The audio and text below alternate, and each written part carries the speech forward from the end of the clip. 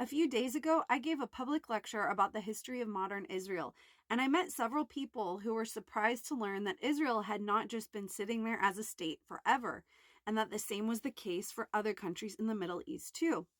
The modern boundaries of Israel, Palestine, Lebanon, Syria, Jordan, and Iraq were created a little over 100 years ago after the First World War. But why? Check the receipts. During the First World War, the territory that are now the countries I just listed was part of the Ottoman Empire, which had a primarily ethnically Turkish government and had controlled the land for over 300 years, so longer than for how long the US has existed.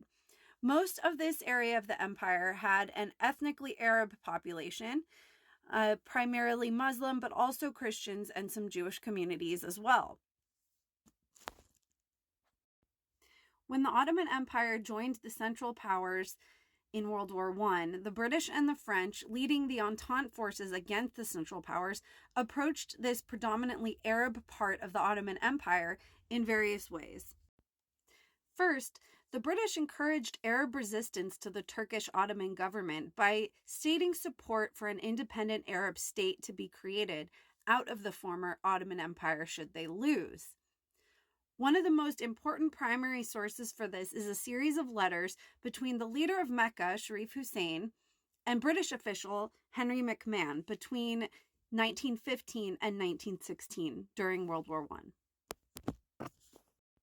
Certain sections from these letters suggest that the country's borders would have looked something like this, but with the shaded section excluded from it.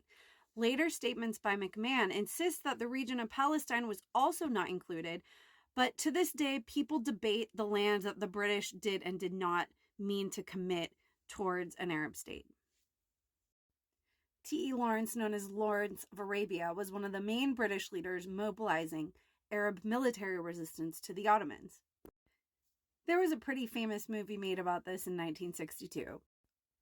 At the same time that Britain mobilized Arabs who hoped for an Arab state, the Entente powers, mainly Britain and France, but Italy and Russia were involved too, drafted a secret agreement that set out which parts of the Ottoman Empire each country could control if they win. Known as the Sykes-Picot Agreement for the names of the diplomats who drafted this, it slated the dark blue area for direct French control and the rest of Area A for French influence, and set the dark pink area for direct British control and set the rest of Area B for British influence. The area of Palestine, and especially the city of Jerusalem, was marked as internationally controlled. And in a move that has earned the Holy Land the nickname of the Thrice Promised Land, the British government also reached out to the Zionists, who had been organized into the Zionist organization for about 20 years at that point, with a commitment to support Zionist interests in Palestine. I know this might sound vague, but that's because it was, stating that the government views with favor the establishment in Palestine of a national home for the Jewish people. Where in Palestine and what national home entails is to be determined and left for interpretation. When World War I ended in 1918 with Entente powers defeating the Central Powers, the newly created League of Nations decided that this part of the Ottoman Empire would be split into mandate governments.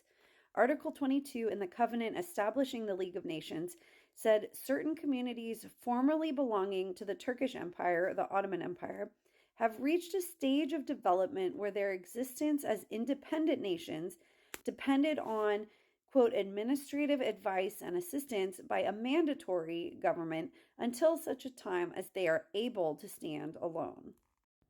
So there was not an independent Arab state or a Jewish state, but there were 5 new countries in this former Ottoman territory. The French and the British each controlled the mandates located in the same general areas decided in their Sykes-Picot Agreement in 1916. The French ran the mandate government of Lebanon and Syria, and the British ran the mandate governments of Palestine, Transjordan, and Iraq. Today, each of these countries is independent.